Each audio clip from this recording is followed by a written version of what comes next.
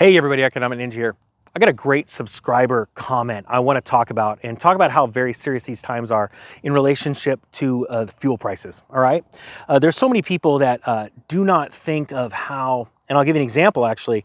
Another YouTuber was talking to me a little while back and he's like, well, seriously, how bad is this food crisis? Like, what makes you really think it's going to get that bad?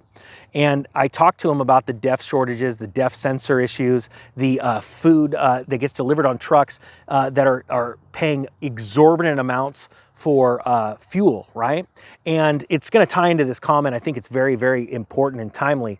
But one of those things I said, I'll think about it just if a semi-truck operator, owner-operator, or a company, a small company, or even a large company had to close its doors because it miscalculated, right? How much DEF it should have on hand, it can't get any, right? Right now you can. Or how much fuel costs when it's setting up its contracts for the next 30 days, 60 days, 90 days out, right? That's a very important thing. But then you couple that with like a sensor shortage and your truck is sitting. That truck is not making money, yet you have bills tying up.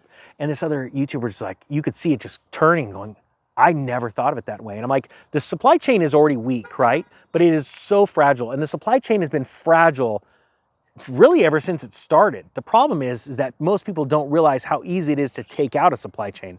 And we're talking about right now with all these food plants that are burning down around the country, you got to start thinking every time one more of those places burn to the ground by some mistake, come on, this is too weird, right? Another train shipment full of potash, 48 rail cars or whatever, just hits the ground right in the middle of a crisis for fertilizer. Think about it. Even if it was totally just, hey, this is what happens, it just happens, right?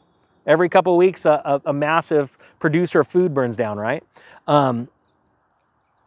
It's going to take its toll because it takes a long time to build a new structure, or it takes a long time to go fill those container cars, get those off the rails and refill them full of fertilizer and get it to someone, as we already have a shortage. Well, this comment is very important, all right?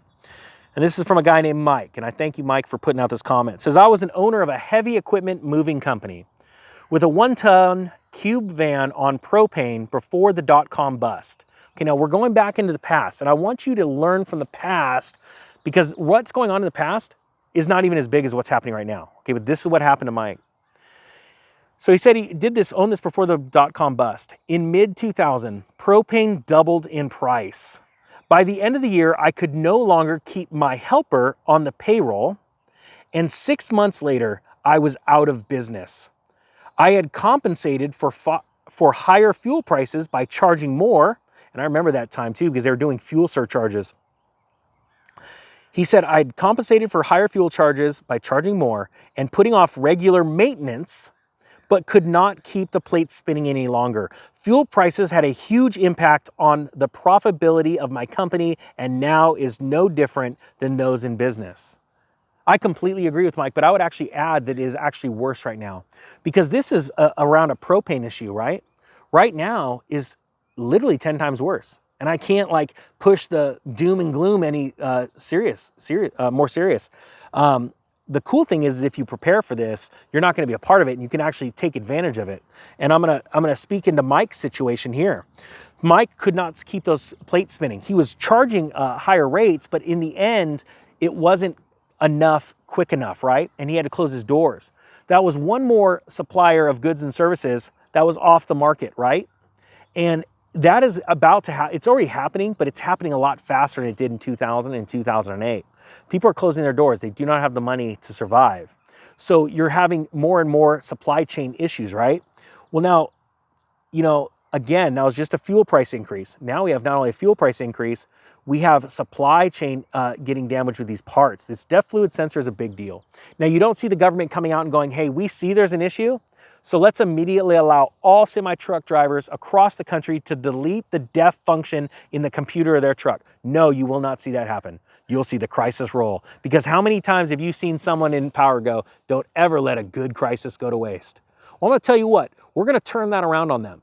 See, when I started this channel, I told you that I was out to help as many people as possible. Now I'm gonna go crush it and we're gonna get rich. We're gonna go buy up houses from people that weren't thinking or they rolled their eyes at people like yourself that warned them, right? All right, cool. Well, we're gonna try and warn them on the way. The flood's coming, you better get ready, right? Well, most people won't listen to you. The government's gonna also take advantage of a crisis. And I think you need to really realize what is happening here, because they know it's coming. Hey, they've already said higher fuel prices are coming. We're in a world war economically right now. We're gonna see over $10 a gallon in this country this summer. Get ready, it's coming. And all your world leaders have already said, food shortages are coming this summer. They're coming. Matter of fact, the UN even came out and said, you got 7 weeks left till this happens. And they ain't joking.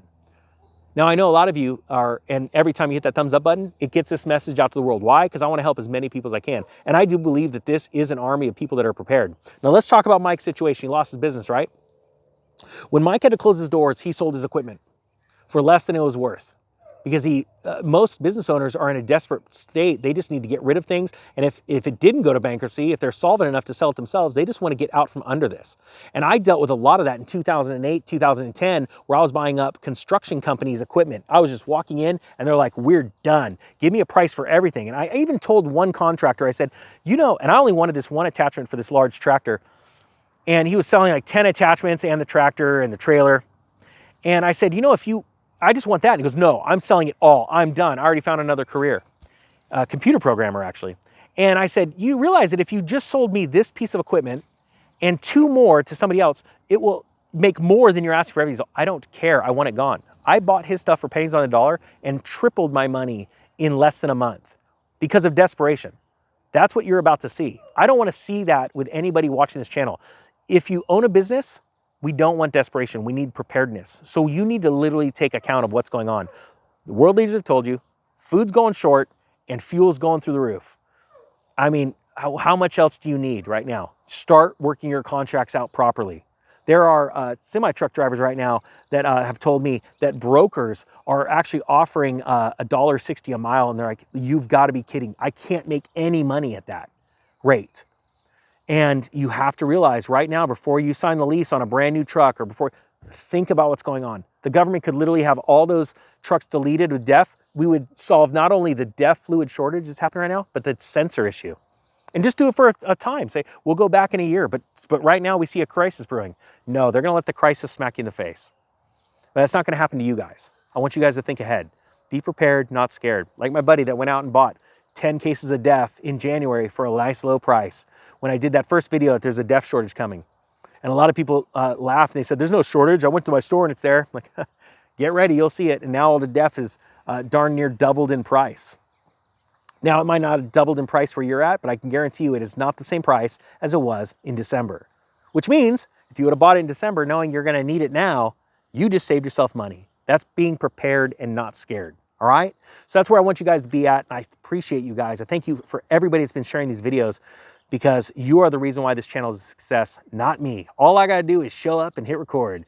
You guys are the rest of the equation. And again, going around the country meeting all of you, I really appreciate you. You guys are awesome.